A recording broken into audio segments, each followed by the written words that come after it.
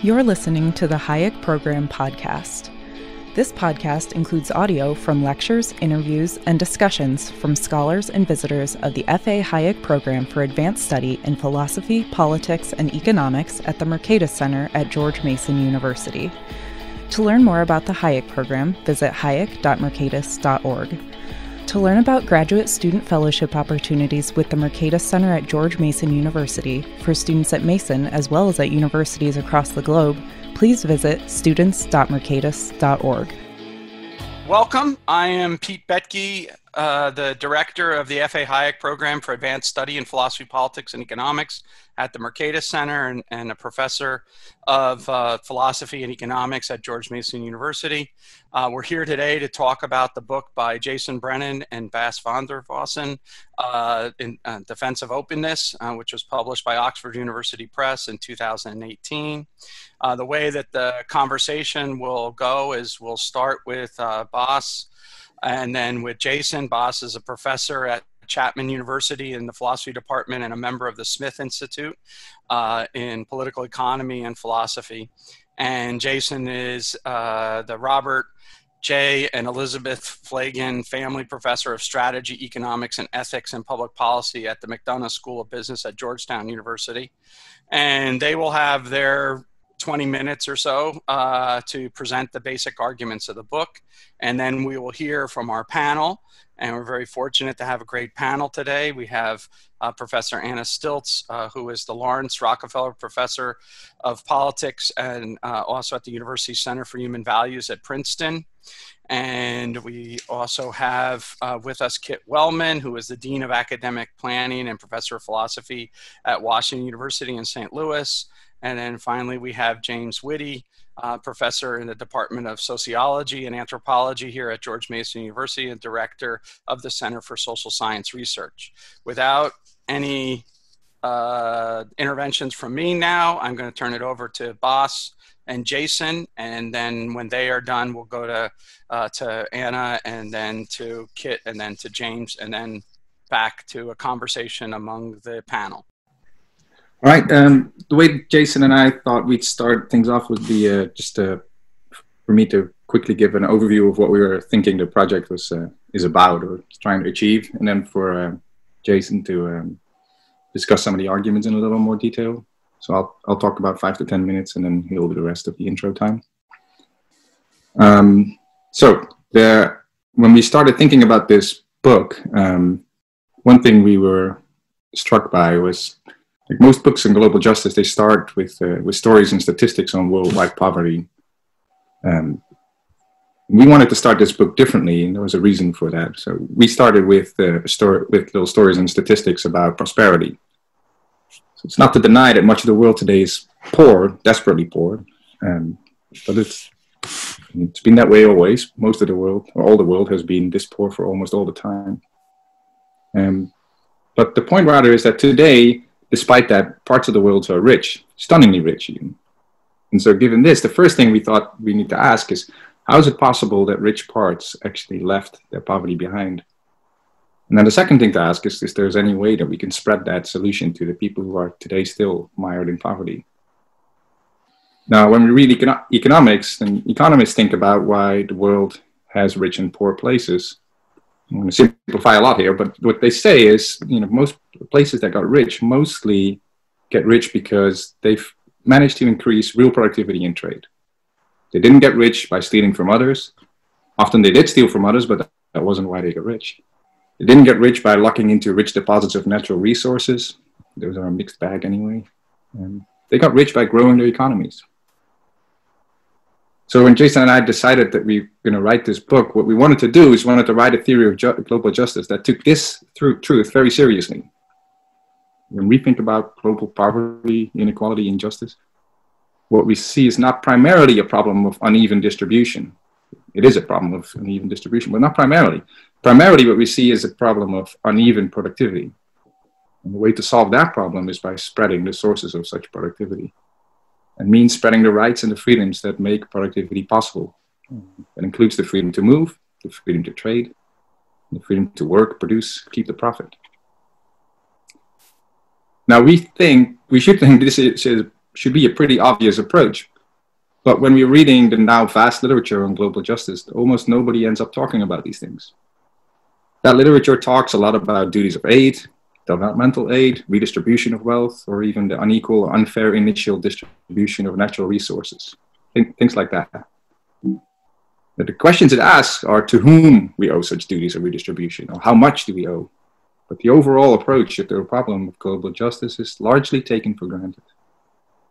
And so the literature ignores mostly the questions of free migration. It either ignores or more likely outright attacks the freedom to trade. And it ignores or outright attacks people's rights and freedom to engage in productive activity, where things are criticized, not defended. So the answer we get in the existing literature is roughly this: you solve global poverty by moving money from rich to poor. Or in other words, make poor people better off by making rich people worse off. That's not our answer. Our answer is something like this: find a way for everyone in the world to become better off together. Spread the sources of prosperity, the things that made it possible for people to become better off, to leave poverty in the first place. Now, this book about in philosophy, of course, so it's on a more theoretical, philosophical level. That's the way that justice should be anyway, we think. Justice is about finding a way for people who could be at odds with one another, who could be living at each other's expense, for those people to find ways to cooperate and all better themselves. Justice is not about zero-sum, or heavens forbid, negative-sum transfers from one party to another. It's about fostering positive-sum interactions between all. So we believe. Justice does not mean that you make yourself better off, that whenever you make yourself better off, that constitutes an attack on me. And it doesn't mean that for me to live a good life, you must live a worse one. If justice were that way, then justice would mean war, not peace. Now, the overall goal of the book is to defend that view of justice in a global context and discuss why it beats the alternatives. So about half of it is developing our view, addressing the issues of migration, trade, and the rights necessary for productive activity. And then the other half shows why that beats the alternatives. So, final point about this, the way we approach this is a point more about method. Is that we're trying to show on grounds that we think are really quite uncontroversial that this approach to global justice is correct. So we try to avoid grand theorizing or appeal to esoteric philosophical assumptions. This is explicitly not a libertarian theory of justice, as it might seem from the conclusions. We try to ground these arguments in ideas that are quite easily or intuitively seen to be true from many different points of view. And then we try to show why those straightforward ideas apply to the global context as well. That's the business of the various arguments in the various chapters. So that's where Jason will pick up now. Yeah, thanks. And thanks to Pete for organizing this, and to all of you for being here to talk to us about this today. I've got roughly 15 minutes, and that should be enough to completely cover all the arguments in the book in fine detail for our listeners who haven't read it. But of course, I'm not really going to do that. If I can speak quickly, I think I just want to talk sort of briefly about the main types of moves that we make. So you can think of it like this. Our main goal is to try to show that there is a strong presumption in favor of openness. Openness meaning people should be allowed to live wherever they please, move to any apartment that someone wants to rent to them, buy any house anywhere that someone wants to sell them, live in a residence other people are willing to allow them to live in. They should be allowed to take a job anywhere that they'd like to. That the ease at which I can move between Virginia and, say, Rhode Island or vice versa, that ease should apply to how easy it is for someone to move from Canada to the US, or from Haiti to the US, or from Nigeria to the UK, or whatever, any other place. We think that should be the default. And the way we try to motivate that as a default is primarily through starting with a set of philosophical arguments about illicit intuitions, and as well as some economic arguments. So the philosophical arguments often start by describing a situation in which you have a person who is, say, desperately poor, and they're able to make a trade with somebody, and that will greatly improve their welfare. And that person wants to trade with them. They would like to trade with them. They want to have a positive sum interaction. Now, this could be hiring a person who happens to be a foreigner to work for them. It could be trading a good. It could be something else. And in this case, imagine that you come in and you interfere with that transaction. You prevent it from taking place. Intuitively, it looks like you are doing something really bad. And even though you might not be responsible for that person's poverty, in the first place, you're responsible for the resulting conditions afterwards because they would have been made better off but for you. And we play around with cases like this to start asking, does it make a difference if it's not just me interfering with you, but a bunch of us? And we voted to do so first. And intuitively, it doesn't seem to make much difference. So we think there's a strong presumption in favor of allowing people who want to interact with each other in a positive sum manner to be allowed to do so. We admit that's a presumption, but it seems like a strong one.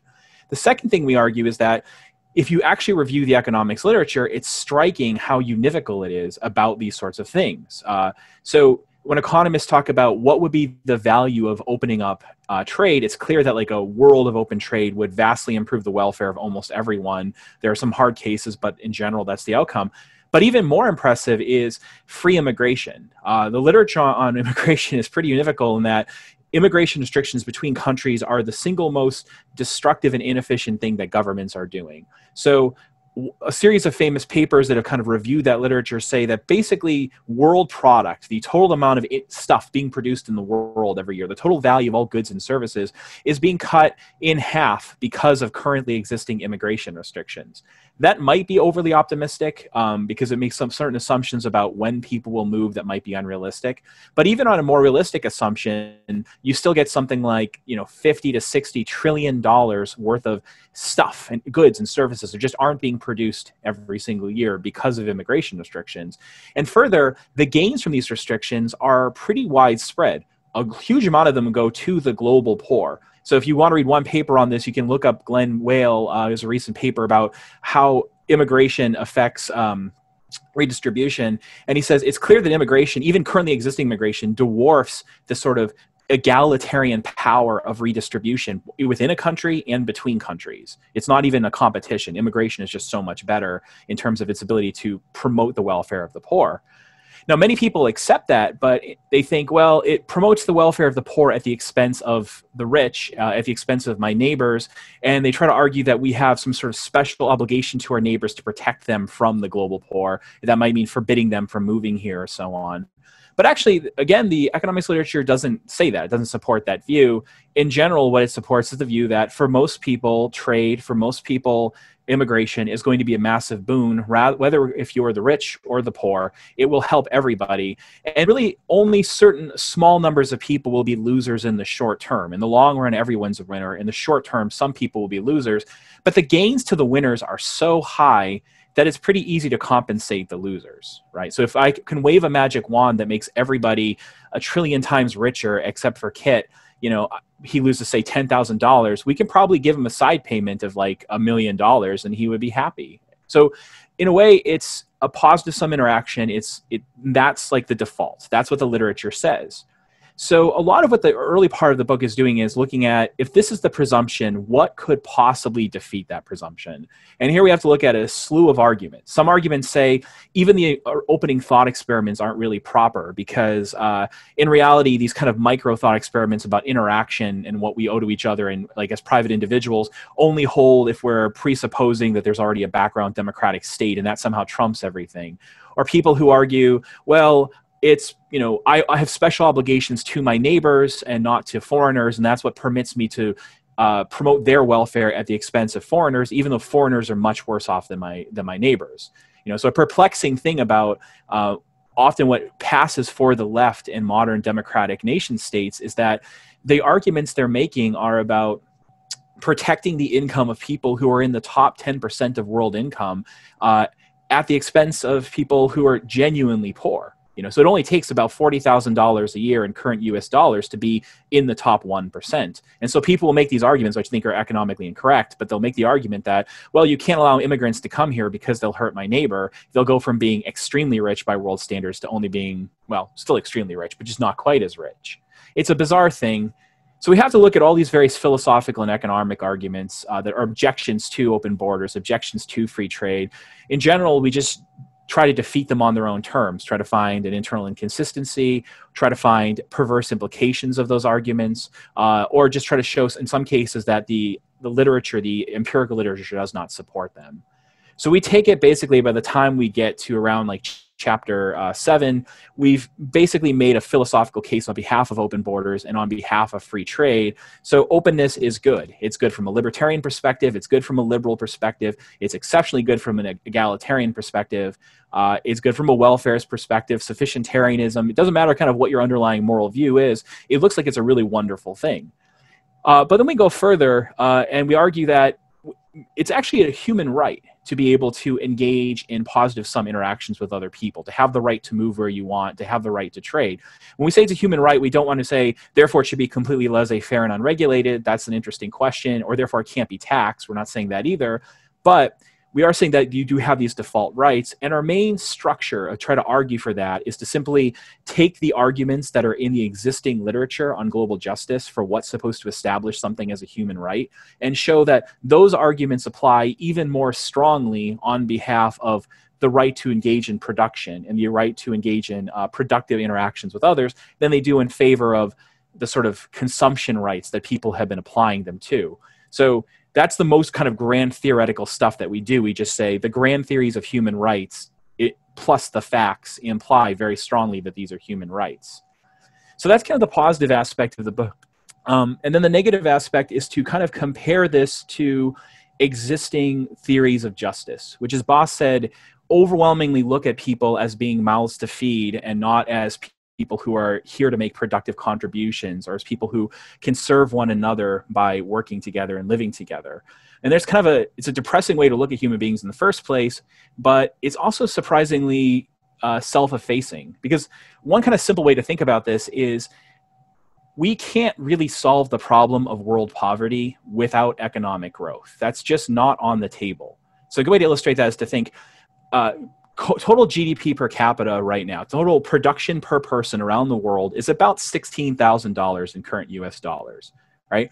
And that is adjusted for the cost of living. So when I say $16,000, I mean, picture what $16,000 will buy you in like the typical place in the United States. So that sounds like a lot, because for most of the world, they're making less than that. So if they could all if I could just wave a magic wand and make it so everyone, all of current production were turned into something that was consumable and everyone got an equal share, it sounds like, well, for people in the first world, for people in Germany, for people in South Korea or Canada or the United States or the Netherlands, this would be horrible. You'd lose income. But for much of the world, that would be great. You'd be better off. But even this thought experiment is illusory because it's not actually possible to turn all current production into some liquid consumable form. Right? Because some of this is going into investing in infrastructure. Some of this is going into running government. Some of it's going into running factories and doing the stuff, reinvesting in the things that make production possible in the first place. So in a sense, it's giving us a high limit, a high estimate. At most, if we had magic, we could make everyone make $16,000 a year. In reality, it's probably more like perfect egalitarianism if we could somehow pull it off. And if there weren't any kind of disincentive effect or any other kind of misallocation problem, maybe people could get like $7,000 a year. Right, on average. And for a lot of people, that would make them better off, but it's still not making them rich. It's still not even satisfying what someone like Rawls would say is the amount that a person ought to have like a full, flourishing human life, or what Nussbaum and Sen would say, the amount that you need to have to fully realize your human capabilities. So we need growth. And fortunately, open borders is a much better mechanism for that growth than, say, simple redistribution in the first place. But nevertheless, people want to argue that it's primarily a problem of redistribution. And we're not here to say that no redistribution should take place, but we're saying the focus on this is mistaken. Plus, many of the arguments for redistribution are mistaken as well. So one of the chapters looks at the issue of colonialism and imperialism in the past. We say that the economics literature does not support, and this is not controversial among economists, though it's surprisingly controversial outside of economics, that it does not support the view that the reason the first world is rich and the rest is poor is because of past imperialism. Past imperialism has had very negative effects on some countries. It has had lasting negative effects on some countries, but it is not the reason why countries today are rich. In fact, even Adam Smith in The Wealth of Nations, part of what the economic argument of that book was to say that England and Spain were losing money on their empire. And we think this greatly complicates what it would mean to have to redistribute back or have to pay reparations, because you can't go up to the average person in Spain and say, well, the reason you're so rich is because in the past, your queen conquered a bunch of people and took their stuff. Rather, the truth is closer like, in the past, your queen taxed your ancestors. As a result, you're probably a little bit less rich than you otherwise would be. So she hurt them a little bit in order to hurt other people even more. So it's hard to make a case for reparations on that kind of ground, and it just seems like the facts are wrong. Others will try to argue that there's just simply a duty of charity to give to others. And even though we do believe in a duty of charity, we do think that we should give to charity. We both give money to various kinds of charities and so on. We don't think that this implies a simple argument to just give all excess wealth from the first world to the rest of the world, in part because it wouldn't work, but in part because we think the philosophical arguments that are meant to show that don't quite succeed. And we look at a number of other kinds of arguments people give for redistribution. But without getting into all the details of that, you can fundamentally think of them as they're all sort of relying on thought experiments that elicit intuitions towards redistribution, but which might not actually be analogous to the world. So if I say something like, imagine great-grandma has baked a giant pie, and when she gives it to her great-grandchildren, she gives 20 of the kids giant slices, and the other, I guess 180 kids, they say there are 200, the other 180 kids like tiny slices. That elicits the intuition that it was a misallocation problem. But the problem of economic inequality in the world is not fundamentally a misallocation problem. It's fundamentally a problem of institutions. The countries that are rich because they have institutions which foster productivity. The countries that are poor because they have institutions that don't. We're not blaming the citizens there, though we are blaming their leaders for that. But we're not blaming the citizens. We're not saying that if you're from Haiti, it's your fault that you're poor. But we are saying that the reason Haiti is poor and the reason that Canada is rich is fundamentally because of having better institutions that foster productivity versus institutions that foster extraction and allow the elites to prey upon everybody else. It's very difficult to fix those institutions. I teach politics, philosophy, and economics courses every semester, and I show students the literature in economics about the institutional theory, and I show them why this is basically the consensus view. And then students inevitably ask, well, what do we do about that? How do we get the countries with less productive and dangerous and extractive institutions to switch over to having productive institutions? And I say, no one really has a theory of global change yet. No one really has a theory of institutional change that explains that. If you can figure that out, there's a Nobel Prize waiting for you. So we don't really know how to export productive institutions. And in fact, the history of our attempts to do so have largely been failures. But the thing that we fundamentally can do is open up our own societies to allow people who want to come live under our better functioning institutions to live together, to work with us, to befriend us, to love us, and to prosper together. So fundamentally, we think that's what global justice is about. And the other things are, well, smart, clever in some cases, not in other cases, but fundamentally incorrect. So I'll stop there, and I'm looking forward to hearing the rest of your comments and objections.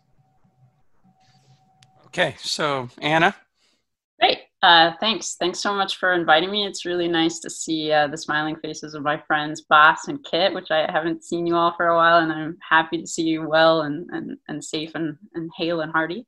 And also to meet Jason and Jim and Pete and some new faces too.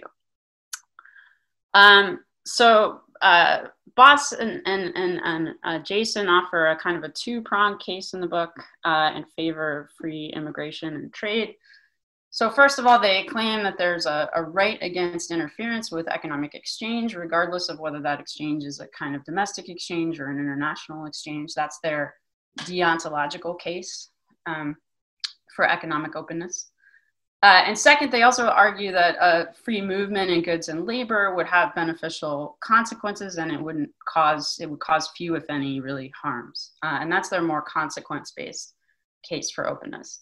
So there's a lot to like about the book. It's quite sharply argued. It's refreshingly written. I found it very approachable and accessible in a way that I like a lot about it as a style of philosophical writing. But I disagreed with both of those central arguments. So I agree with them that there's a case to be made for economic openness, but I see that case as much more qualified than the case that they offer. So let me start with the more deontological argument. So Bas and Jason hold that everybody everywhere has a right to non-interference in economic exchange, and that encompasses this right to migrate, the right to trade freely, and the right to sort of possess and profit from productive property.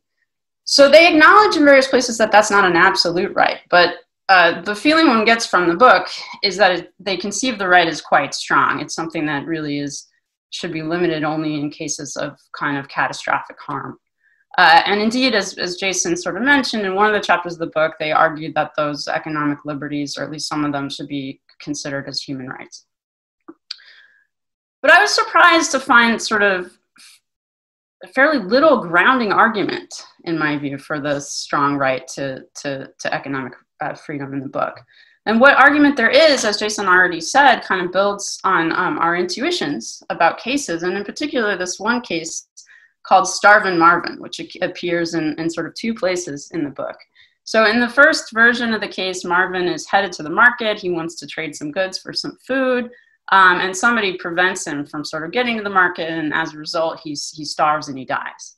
In the second version of the case, Marvin lives in Mississippi, and he would like to send some goods to Chicago to trade with somebody there, but someone prevents him from sending that, and so he can't feed his family.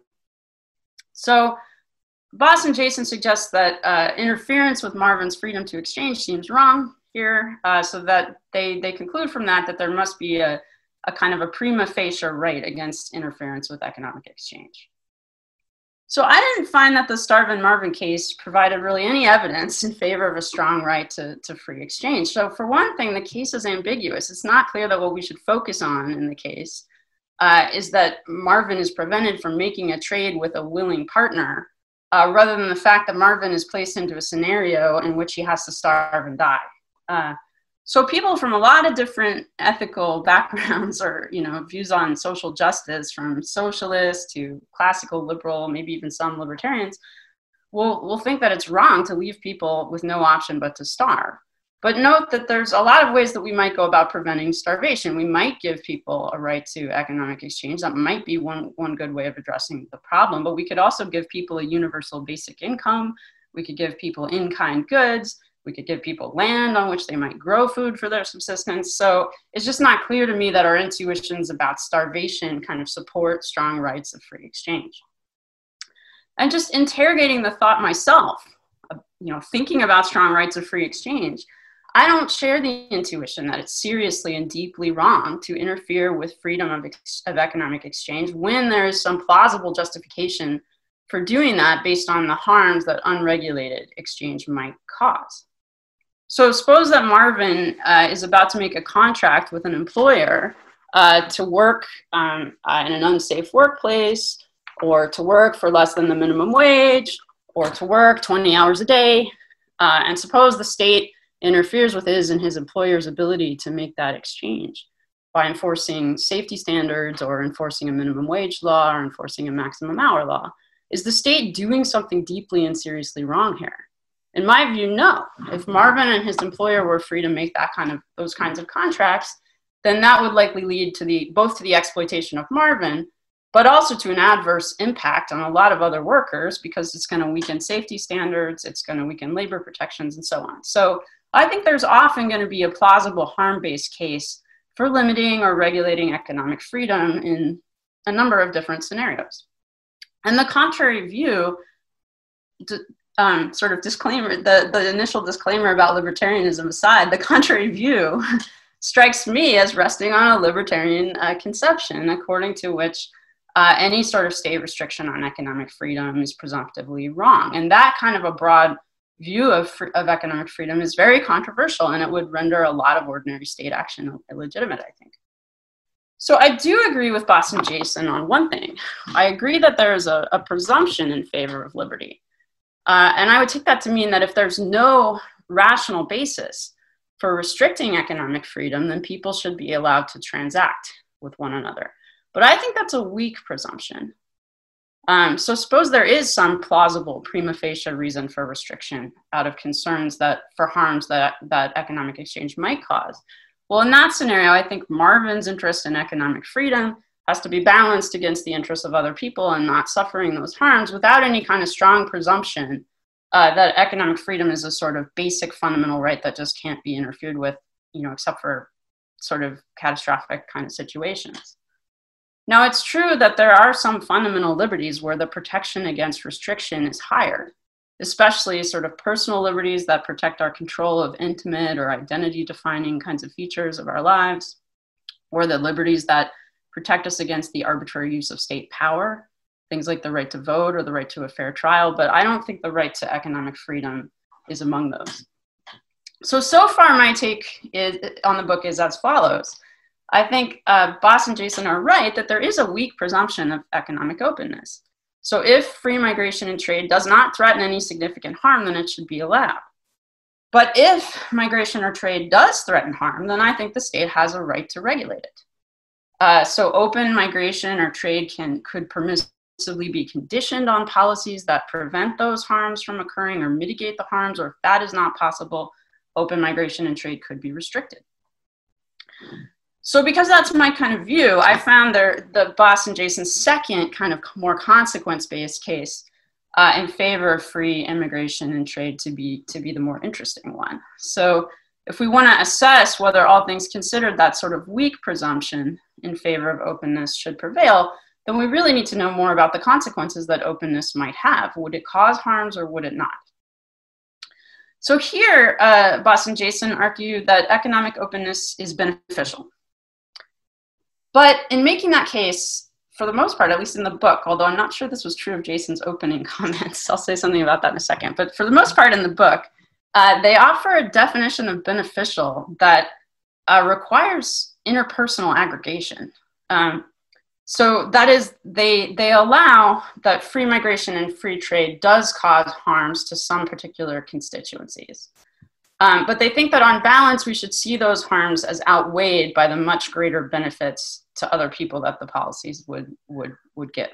So I said that I'm not sure because of Jason's opening comments, because his view was that if Kit loses out, we could pay him, we could give him a side payment, compensate him, and then the policy would be justified. But in the book, Bas and Jason pretty clearly say that openness policies are justified independently of whether those compensation policies are enacted.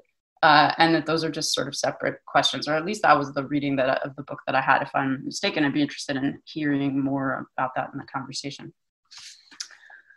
So there is, I'll note just in passing, and Bas and Jason are very good on this, that there's debate about how large the harms associated with economic openness are, even if they exist at all.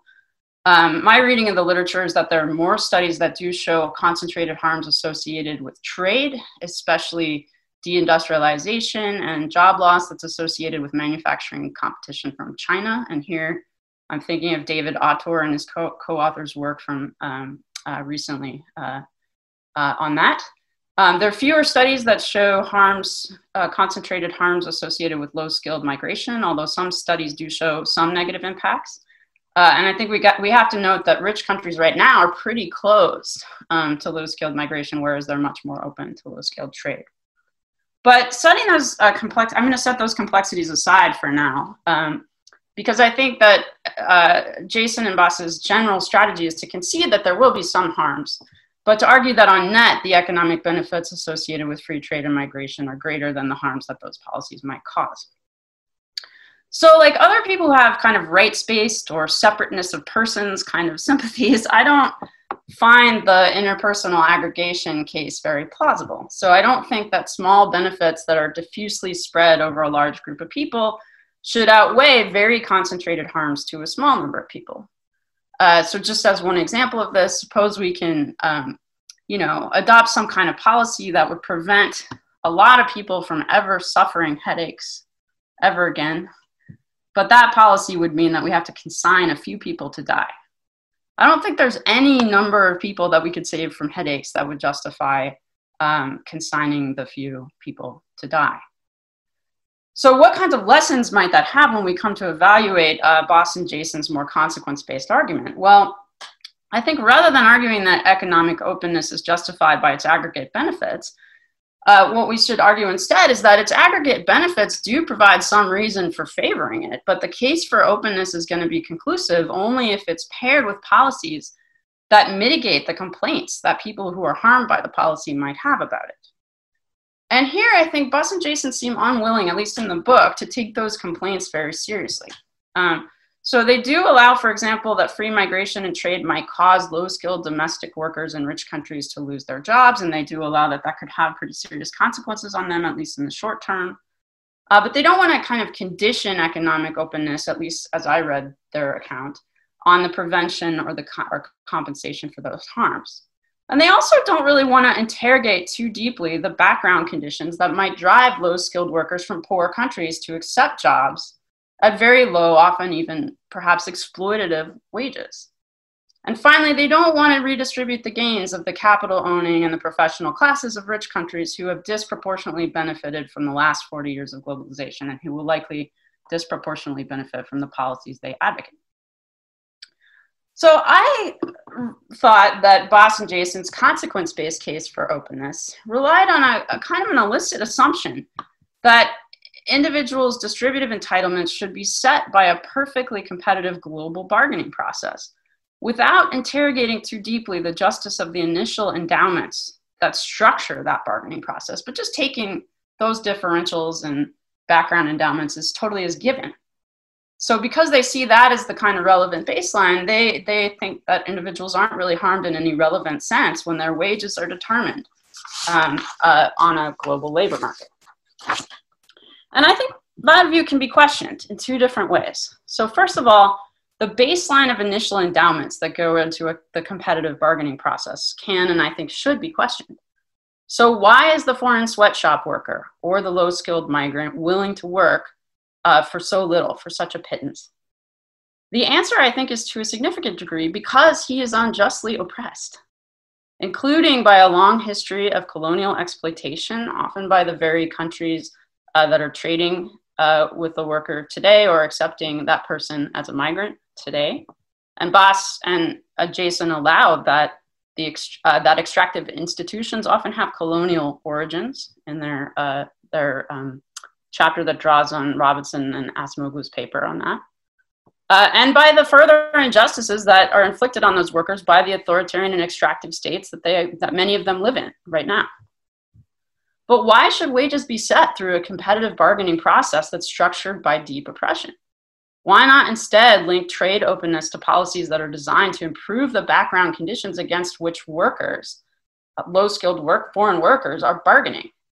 Things like requiring workplace safety standards, enforcing labor rights, requiring minimum pay on the part of firms that outsource production, and associating pro-development initiatives with multinational trade deals, things like technology transfer and preferential treatment for developing countries.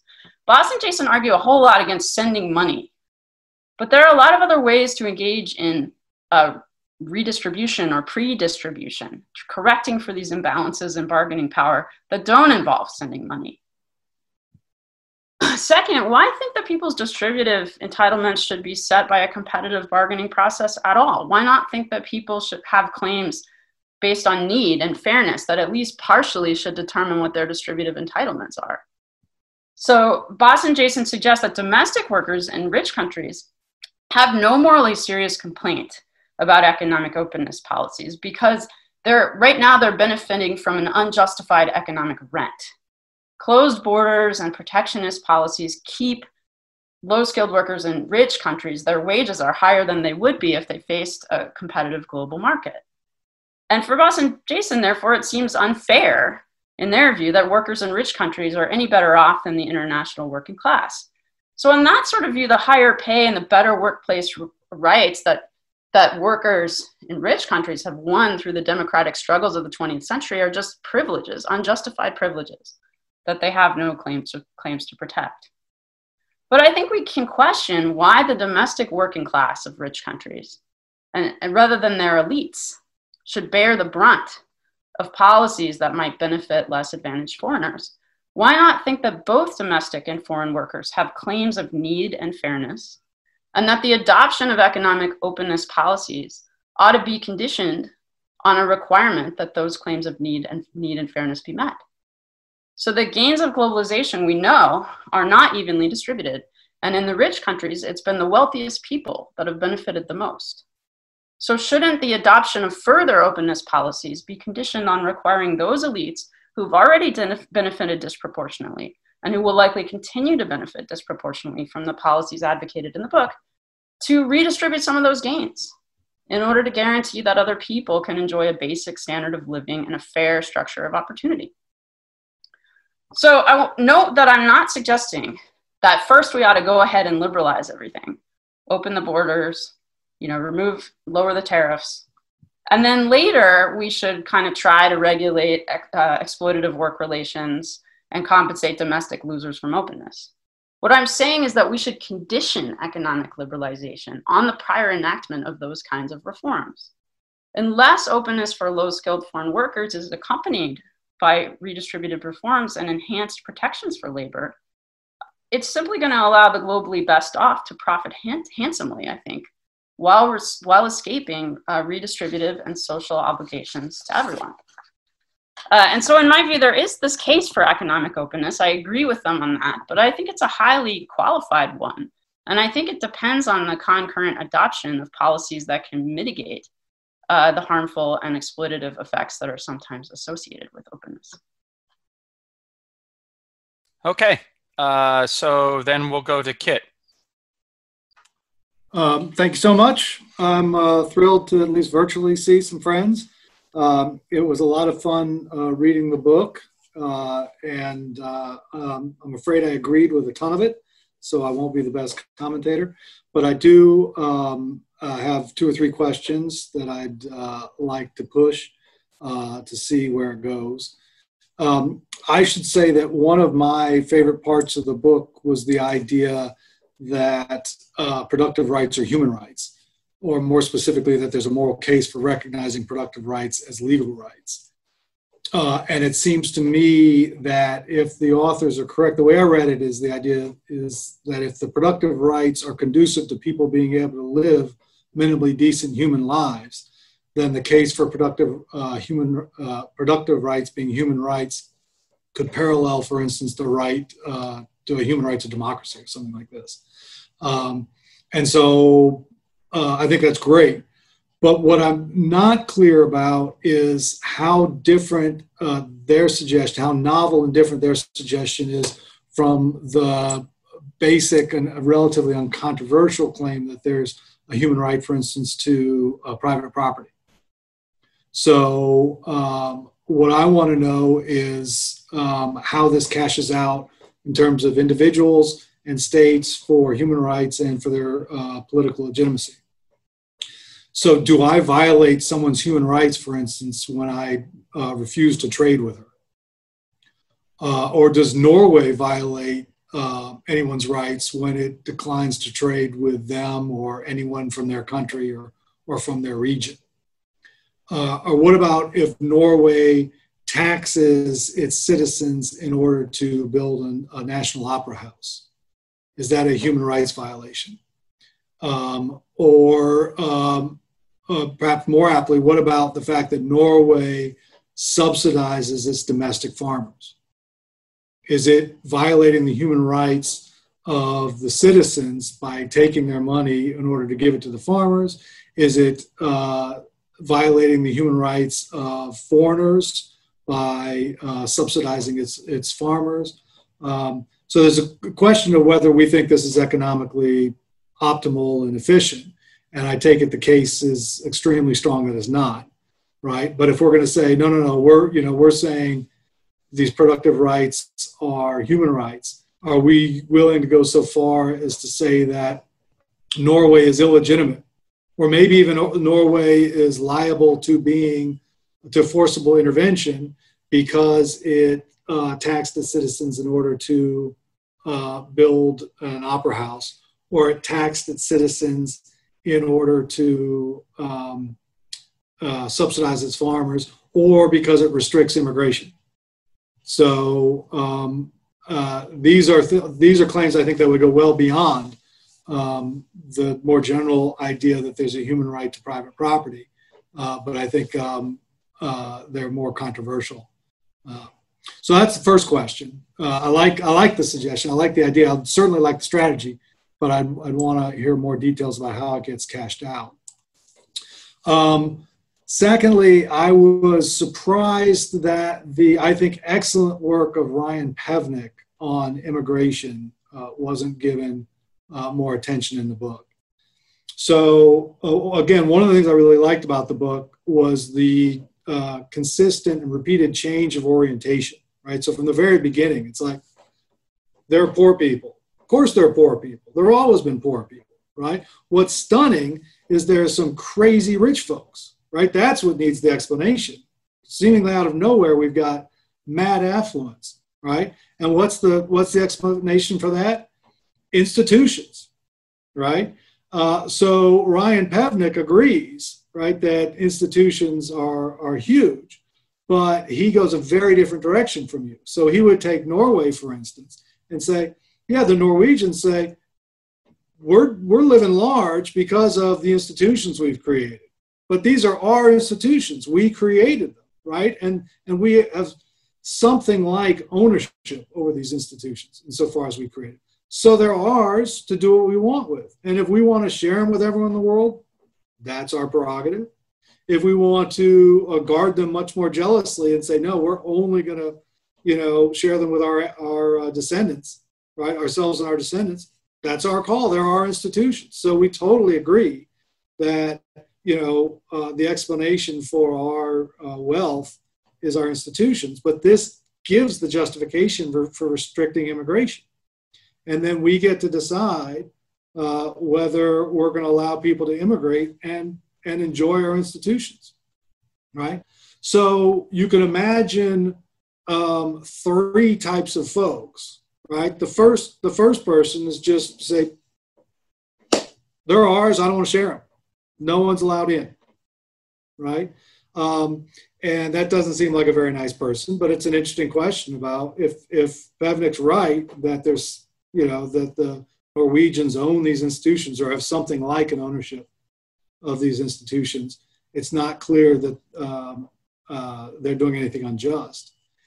Secondly, you might have someone who's, a Pevnick, a descendant of Pevnick and David Miller, right? Says, other things being equal, would love to share these institutions as broadly as possible. But, I think that Jay and Boss are right? These are spectacularly rare, right? It's not like you see them all over the place. It's like we've gotten them right, and it's a really delicate ecosystem to keep them functioning anything like what we have. I mean, these are, when you look at the human history, these seem to be just about the best institutions ever, right? And we're not sure how stable they are, right? And it seems plausible that if we just allowed anyone who wanted to come here, right, that they wouldn't operate nearly as well, right? So we in Norway have admitted a Pakistani community, and we did so because we thought it would be mutually beneficial. This wasn't just, a charity, right? We thought it'd be great. And then we were surprised at the problems with integrating this community, right? And so we want to pump the brakes on that. Not that we don't, care about Pakistanis, right? But it turns out that we may not get to continue to enjoy our institutions unless we tend to them, and tending to them in part depends upon how many and what type of folks are here. Don't have all the answers, but we do know what we've got is a really rare thing, and so we don't want to muck it up. And then you got the third person, right, who is much more sort of globally minded. And she, says, this is great. I want to share it as widely as possible, but I hear these concerns, right? So rather than open, or at least open, have a blanket opening, right? Why don't we try and replicate them, okay? And then, someone like Jay might come back and say, it's really hard, right? We don't know that much about creating these types of institutions elsewhere, right? But this cuts both ways, right? Because if we really don't know that much about the institutions and how to replicate them and what creates them, then that lends more credence to the people who are going to say, if we don't know that much about building them, then maybe we should be really careful about opening immigration, right? So you could have people say, look, yeah, I'm not just talking about giving handouts or things like that, but I really care about the global poor. Take Haiti, Jay's example, right? I think it's terrible. Let's do what we can rather than opening our doors to all Haitians, right? Let's do what we can to try and help Haiti replicate our institutions, because this seems like the best long-term recipe, for humanity, if we really digest the lesson about institutions, is seeing that there are much better institutions all over the globe, right? So that people don't have to try and go from Haiti to Norway in order to have a minimally decent life. And, you know, I'm not sure I would condemn the first person. It certainly doesn't seem that great. Second, I'm mixed about, but the third seems eminently plausible to me. So that is on the immigration front where I'd push you. And then the third is a question, and it's a question for all of us. And it's about, but I'll put it to the authors because it's their day, right? How comfortable are you with second-class citizenship? Okay, so I think it's on like pages 35 and 36 where you're talking about the welfare state. And you say, look, you don't want to let, you know, some people say don't let them in because we can't, if we let everyone from Haiti into Norway, right, then we're not going to be able to continue to give the same welfare benefits to everybody. And your response is, all right, well, if that's the case, then we can just allow them in without giving them welfare benefits, right? Rather than putting a wall around Norway, put a wall around Norway's welfare state system. And you say, look, we're not fans of this. We're, you know, let's be very clear, this is not our preferred option, but it seems less cruel, right? Because these people are better. You're giving Haitians a choice, right? Well, they get to be better off. The Norwegians get to be better off. It's Pareto optimal. So don't mistake us as saying this is our first choice, but it's better, okay? And if you're really willing to go this way, if you're really fine with this, I think this is a huge move, right? Because I take it that almost everybody, there are people like Chandran Kukathis, right, who make this move, but almost everybody since Walzer's discussion of membership in spheres of justice have agreed with him that you know, maybe you can exclude people, right? But if you include people, and they're not just as temporary guest workers, but if you include people for an indeterminate amount of time, they have to be included as full citizens, right? And I get the way you're pushing, because that looks like it's saying it's turning your back on something which is a Pareto improvement. But I also get Walzer's claim, and I wonder if this has to do with the doing-allowing distinction, right? That there's a difference between people suffering and you're having a hand in their second-class citizenship. So when I raise this as a question for all of us, because I feel, I mean, I lean on Walzer. It's a critical component of my view that legitimate states can sometimes have a claim to exclude others. I rely on this Walzerian idea, which most of us take for granted. So I think one of the interesting things which is just thrown out and not really pursued is whether we should stick with that or whether we could turn our back on Walzer's claim. And there's going to be discomfort either way. So I'll stop there. Thank you. All right. So Jim? Yeah, thank you. You know, I think as my Mason colleagues know, I am a bit of an outlier among the sociologists here and, you know, around the nation at least, in that I really like working with economists.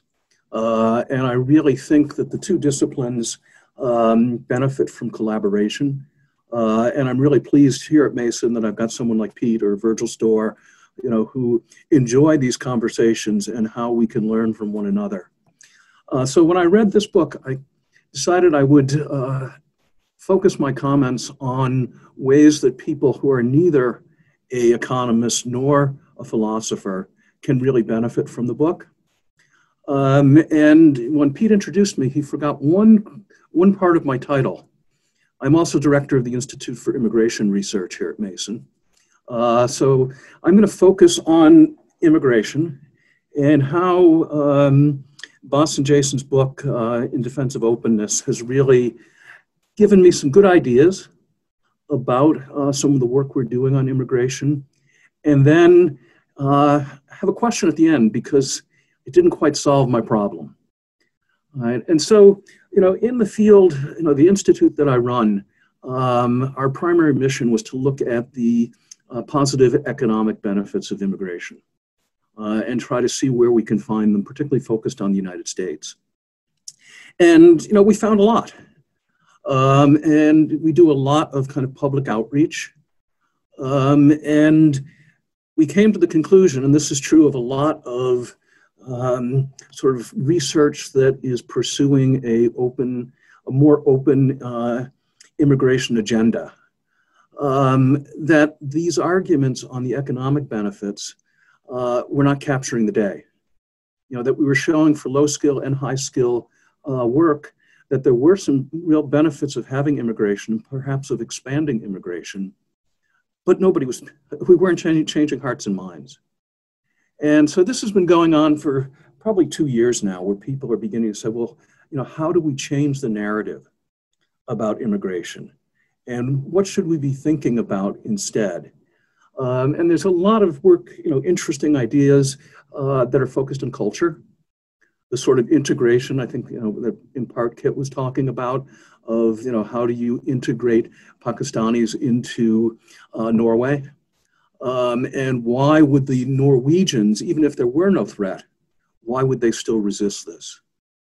And so as we began working on this and trying to come up with a sort of new solution or ways, we tossed around an idea of solidarity solutions, and we're kind of thinking about that. And then COVID-19 came along. And people at Utah State at the Center for Growth and Opportunity asked me if I would write, with my colleague Michelle Waslin, if we would write an essay on sort of guiding principles for immigration policy in the post-pandemic world. And so at that point, just as we were starting on this essay, I began to read the book. And I said, why do I need to reinvent the wheel with solidarity solutions when we've got positive sum solutions? And sort of work that into the mix. And, really, the thing that makes this so essential right now is, when people were advancing they're stealing our jobs argument when unemployment was under 4%. Now when we have double-digit unemployment, it's even more critical to think about that. And then at the same time, we've got the public health crisis. We've got some people talking about the Chinese flu. And so at the same time that arguments against immigrants, particularly low-skill immigrants, are being sharpened, although also for a lot of the Asian high-skill immigrants, they're feeling the same sort of discrimination, that we see that COVID-19 is hitting immigrants, particularly those who are in essential work, extremely hard. That they have, they're bearing the brunt of COVID-19. And so we sort of thought about, what could be sort of the mutually beneficial aspects of maintaining immigration. I think we all know that the Trump administration has put in a number of increased barriers to both legal and unauthorized immigration. And so as we thought a little bit about highlighting the role of immigrants right now, while the pandemic is still in full bloom as essential workers, and then also thinking a little bit about how when we begin to reopen and recover, that the immigrant workforce in these essential industries, things like food service, things like construction, here in the neighboring county, Prince William County in Virginia, we've looked a little closely at it, and about 40% of the people in the construction field are foreign born, and about half of those are naturalized citizens, but half are not. And so who's going to, in a location where there's considerable growth, who's going to fill those construction jobs? So we see there is this argument for the labor force advantage and how it's benefiting, and Boss and Jason, you do a good job outlining, the mutually beneficial contributions of immigrants and the argument for that, on a very philosophical and theoretical level. And we're sort of working more on empirical level to sort of show the role that foreign-born workers are playing in the U.S. economy, as they have in the past, are doing right now during the pandemic, and will do so in the future. And another example we sort of talk a little bit about in the essay is vaccination. That here again is a positive sum solution, that we all need to get vaccinated if the vaccine is going to be effective. And if you've got a segment of American society, the foreign-born population is now up to close to 14%. About half of those are not naturalized. The estimate is about 3% of the U.S. population is unauthorized. If those folks are not inclined to get vaccinated, and this would just not only be the unauthorized themselves, but if they're in mixed status households, what's that going to do to the effectiveness of a vaccine? And so thinking about sort of getting the message across to people that it is, that this is a positive sum solution that could benefit not just the people, the immigrants who might not get vaccinated, but also the entire community that they're living in. And you go to a place like Las Vegas is one of the metropolitan areas with the highest rate of unauthorized immigrants. And though we talk about the pandemic as a global national crisis, it happens in local places, these hotspots that we keep reading about and hearing about. And so you could imagine, even if there were a vaccine that was effective, that in these hotspots, you would still have hotspots that had a large number of foreign-born who were hesitant to come out and seek a vaccine, that the effectiveness of a vaccine is going to be diminished.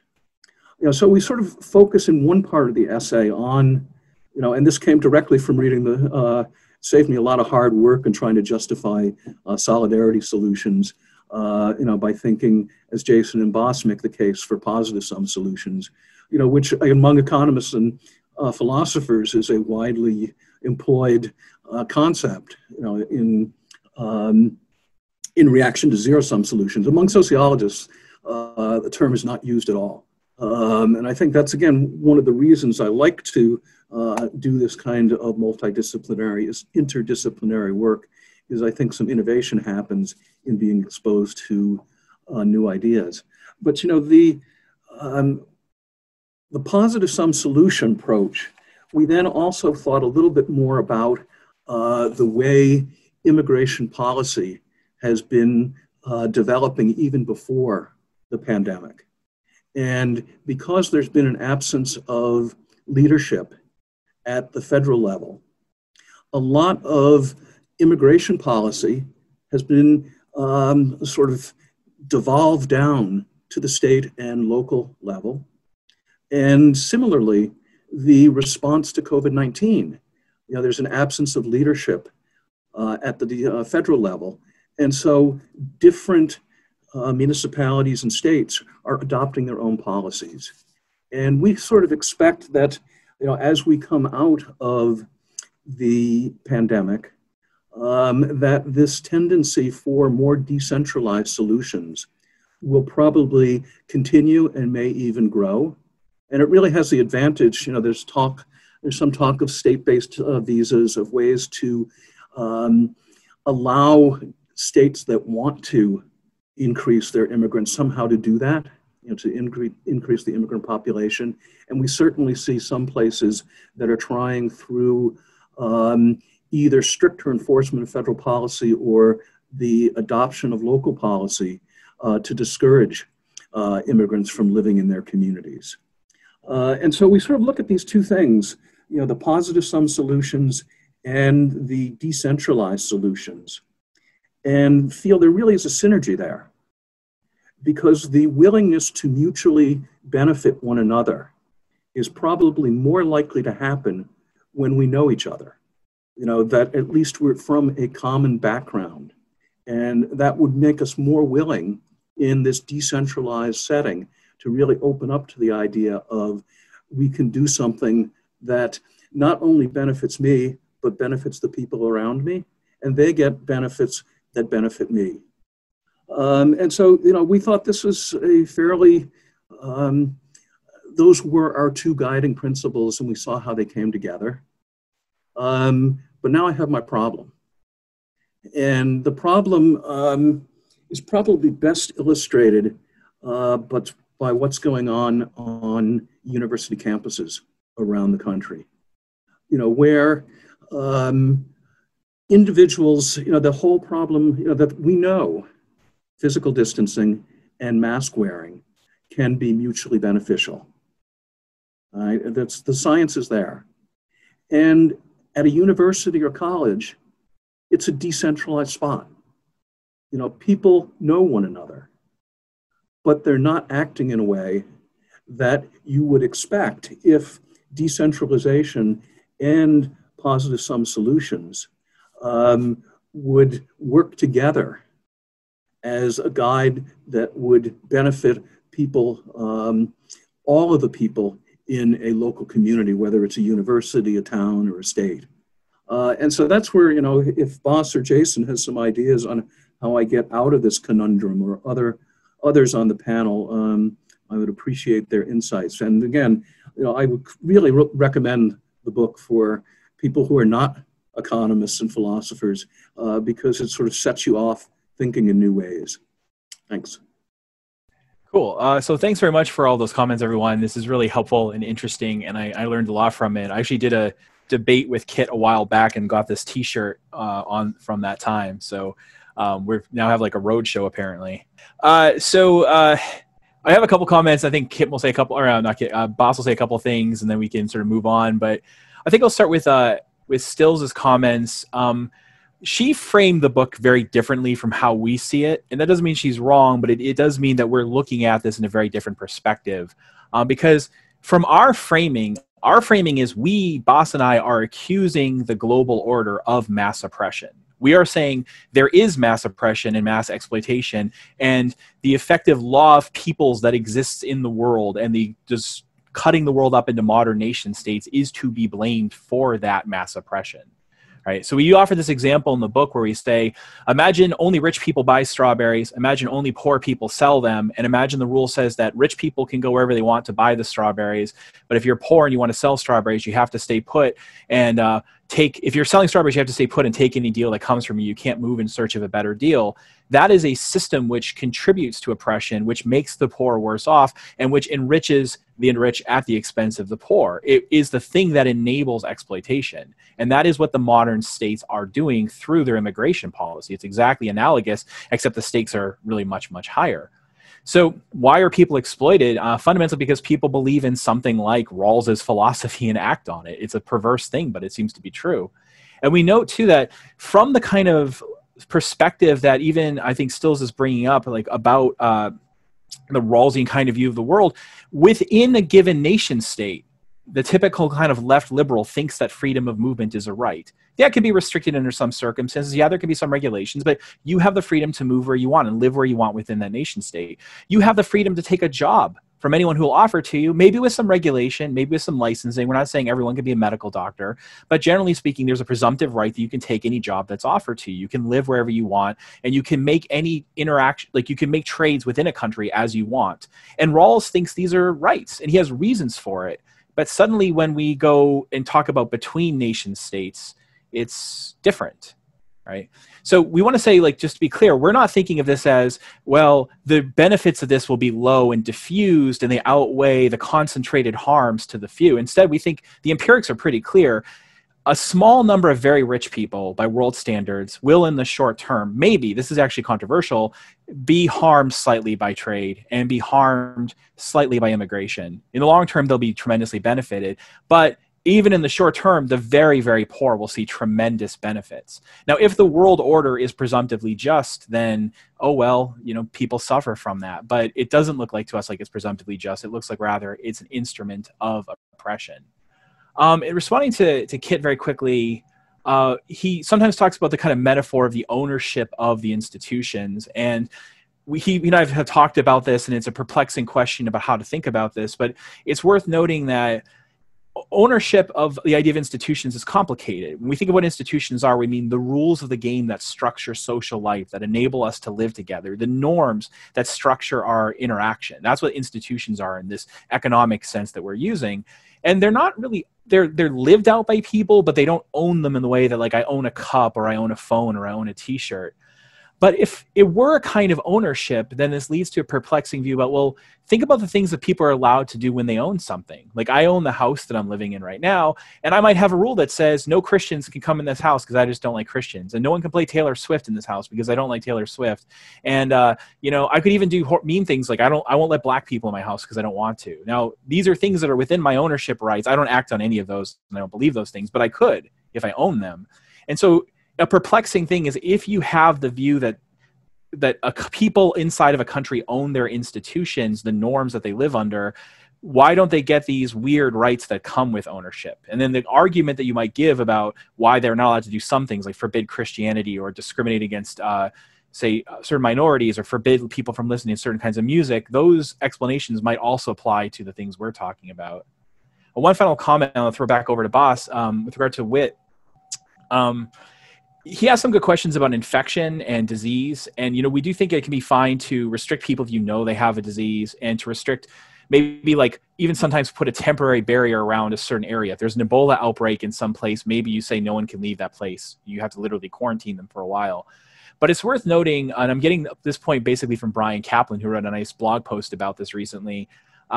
We live in a world in which immigration is very heavily restricted. If you think about complete open borders and complete restrictions, we're much, much closer to that complete restriction side. It's very difficult for most people to move to another country. I can't even move to Canada at will, and I have a PhD and so on, right? And I speak English and all the other things Canadians like. So even despite that, like historically speaking, even small movements of people, like back in the day when there was less globalization and less trade and less interaction between peoples, led to the spread of smallpox and the spread of the Black Plague and the spread of all these other horrible things. It's extremely difficult to stop the spread of disease. We don't really know how to do it. So as Kaplan would say, it's not going to be enough to just completely close off the borders. In the end of the day, if you really want to stop disease, you're going to have to stop trade and tourism. You're going to have to stop people from flying over from visit. You're going to have to become relatively autarchical. And even that, historically speaking, it's not clear that it works. So this is a deep and perplexing problem, but it's worth noting the things that we've seen in the mass diseases we've seen have come from very little trade and very little interaction. So some might say, aha, well, that just shows that we shouldn't have any more because it's so dangerous. But that's where we have to emphasize a conservative estimate is that opening borders would lead to $60 trillion more in gains, mostly to the world's poor, though to the rest of us too, in the short term. And you get that same gain year after year after year and compounding growth on top of it. So this is where cost benefit analysis has to come in to some degree. If you're talking about a massive gain from allowing people to be free and allowing them to have the rights that Rawls thinks they have, but just allowing it between countries too, then you have to have really bad stuff on the other side before that starts looking like a knockdown argument against open borders. So Bas, why don't you finish up too? Yeah, I also want to say thanks to everyone, well, first for being here and for the thoughtful comments. I got a couple of things that I'll say quickly, mostly about what Kit had to say. That's not because I didn't find what Annie said was interesting, but I have quicker things I can say about this. Well, first of all, to follow up on the point about Pevnik's argument that Jason made. So I think we should distinguish between like the owning of the institutions and the rights, including the rights of exclusion that come with supposed ownership of institutions on the one hand, and then the ownership of the wealth that's produced by life under those institutions on the other hand. And as far as I can see, the argument is not so plausible about the first, about the owning of the institutions, for reasons that Jay raises. Maybe it's defensible to say that Norwegians, say, have a right to the wealth that's produced under Norwegian rules. But it's quite different to say that they have a right to exclude other foreigners from the wealth in Norway and to say they have a right to exclude people from Norway. So most people who immigrate, they're not looking for a handout. They're looking for just being there and working and finding a job with working for willing others and selling things to willing others and so on. So at most, I see that type of argument going for this kind of two-tiered society that you discussed, which is sort of like, well, then the Norwegians get to keep all their welfare state gains, and then the foreigners can come in. They just don't get any of the money and the goodies that come with that. Now you ask, are we comfortable with that? No, I'm not comfortable with that at all. I tend to like what Walzer says, this point like you don't want a sort of feudal society reintroduced after we finally made the progress to having a society of one tier, not two tiers of people. But our position is this, like, well, most of those welfare benefits, if you press on it, that people are talking about, they're probably unjust anyway. So our view would be, if they cannot be shared equally, then you tone them down to a point where it is sustainable. And if you're not willing to do that, well, then we're going to have to deal with this second-class citizen problem.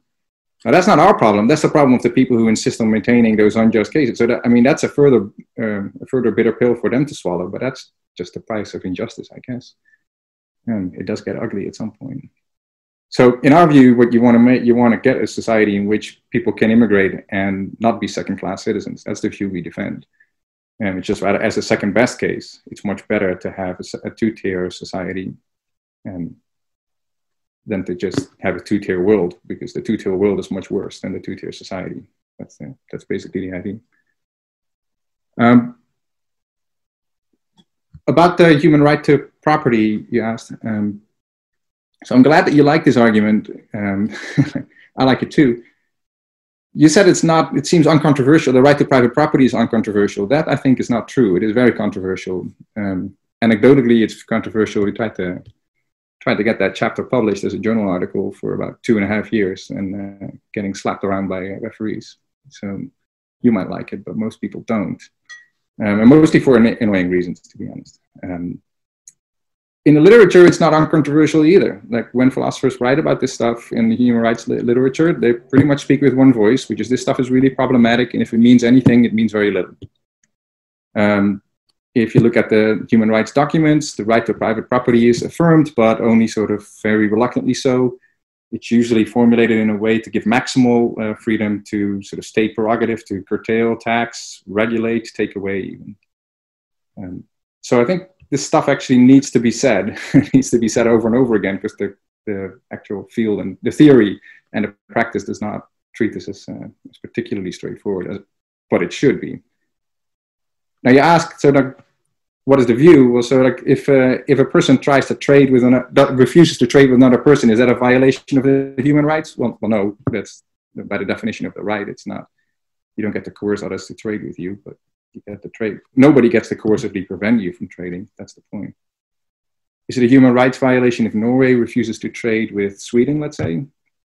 Well, it depends what you mean, right? Does it mean that people just choose not to trade? Then no. But if it is the Norwegian state coercively prohibiting Norwegian people to trade with Swedish people, then yeah, we probably are in the realm of human rights violations. Taxation, is that a violation? Well, not necessarily, for the same reasons that Jason brought up earlier. Generally, human rights, like take, for example, as an analogy, human rights to free association or free religion.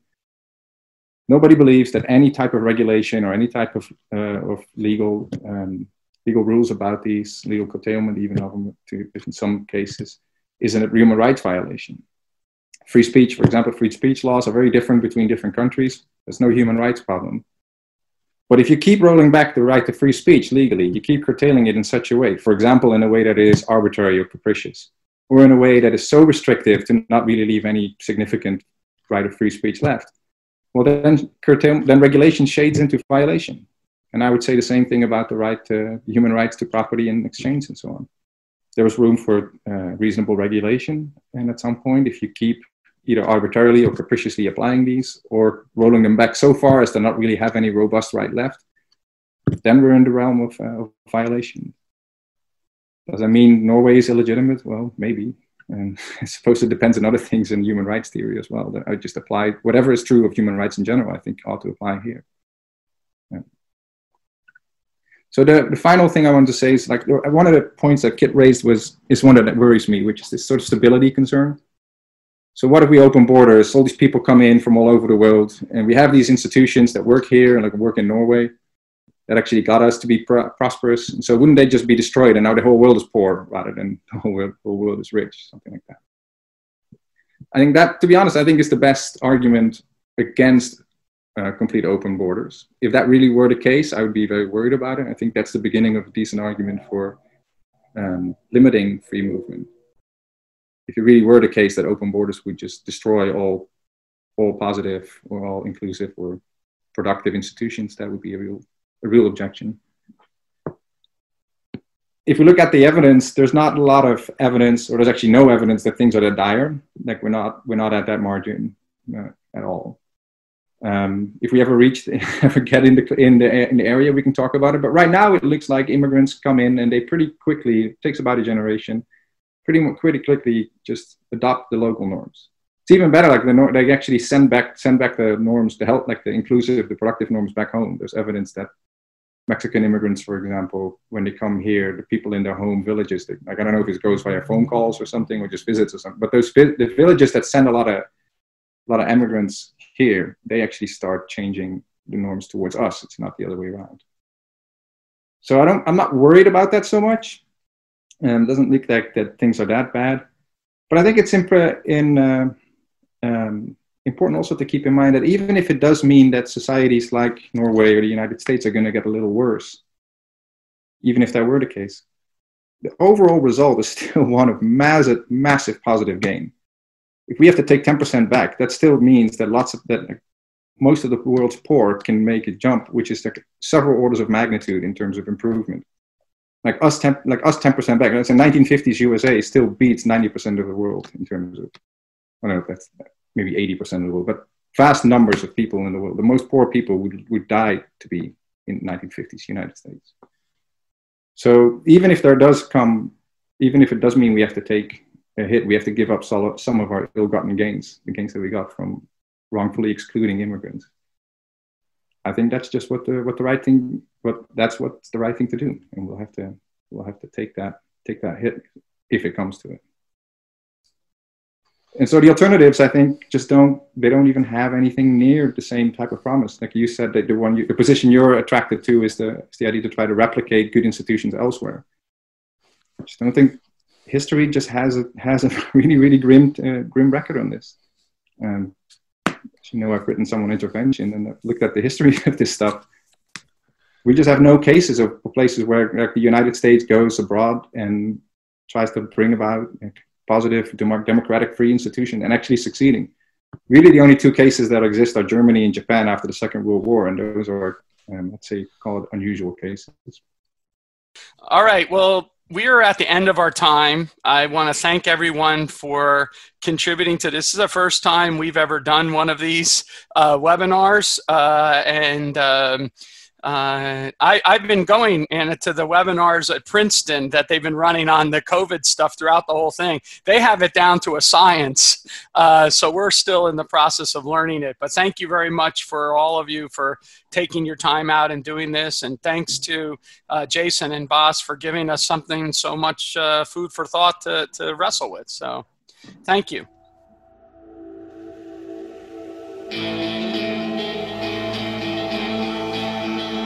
Thank you for listening to the Hayek Program podcast. To learn more about the research, scholars, and work of the Hayek Program, visit hayek.mercatus.org. For more information about graduate student fellowship opportunities for students at Mason as well as at universities across the globe, please visit students.mercatus.org. We hope you recommend students to our programs or consider applying yourself.